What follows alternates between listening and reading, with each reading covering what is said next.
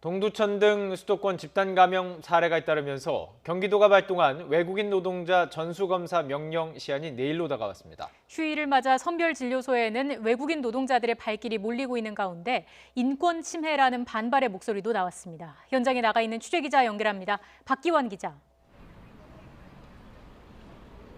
네, 수원역 선별진료소에 나와 있습니다. 네, 시한이 하루 남아있는 만큼 외국인 노동자들이 좀 몰릴 것 같은데요. 어떻습니까? 현장 상황 좀 몰리고 있나요? 네, 이곳엔 내일까지 예정된 외국인 노동자 전수 검사를 받기 위한 사람들의 발길이 이어지고 있습니다. 휴일을 맞아 외국인 노동자들이 몰리면서 한때 이곳 광장을 가로질러 200m가량 긴 줄이 이어지기도 했는데요. 앞서 경기도는 지난 8일부터 관할내 모든 외국인 노동자에 대해 전수검사 명령을 내렸습니다. 외국인을 고용한 사업장 2만 5천여 곳에서 일하는 외국인 노동자 8만 5천여 명이 대상입니다. 다만 불법 치료자 등을 위해 등록되지 않은 외국인도 익명으로 검사를 받을 수 있도록 하면서 더 많은 사람이 몰렸습니다.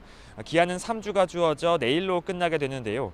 경기도는 검사를 받지 않을 경우 200만 원에서 300만 원의 벌금을 부과하겠다고 엄포를 놓기도 했습니다. 검사를 받으러 오신 분들은 오히려 걱정했던 것보다 빨리 끝나 후련하다고 말했습니다. 직접 들어보시죠. 중국에서 왔고요. 저 수원에 살아요. 와서 한 2시간 기다리니까 끝났어요. 아프지도 않았고 마음이 좀 내려가요. 근심 좀 덜 하고요. 네, 아무래도 인원이 몰리면서 우려스럽다는 얘기도 많았는데 지금은 해결됐습니까? 네, 말씀하신 것처럼 예상보다 더 많은 인원이 몰리면서 거리 두기가 지켜지지 못하고 있다는 우려가 제기됐는데요.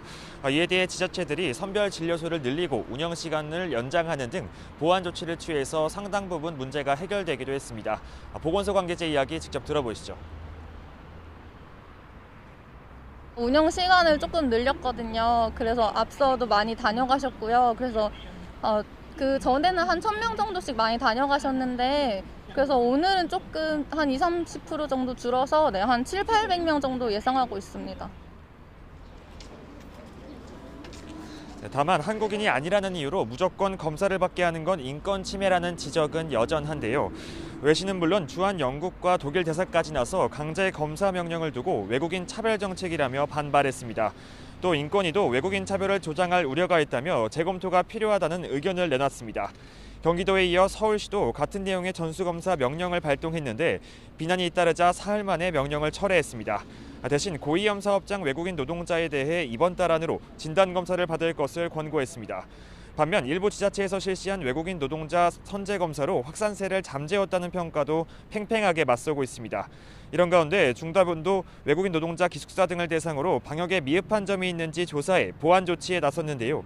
일단 이번 선제검사로 많은 외국인 노동자 확진 사례가 확인된 만큼 다음 주부터 확산세가 잦아들게 될지 더 지켜봐야 할 것으로 보입니다. 지금까지 수원역 선별진료소 앞에서 YTN 박견입니다.